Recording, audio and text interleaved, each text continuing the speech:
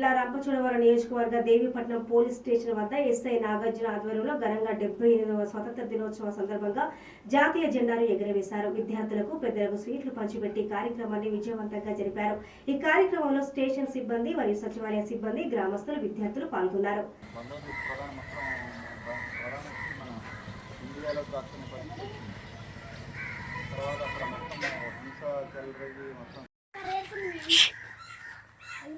Hey!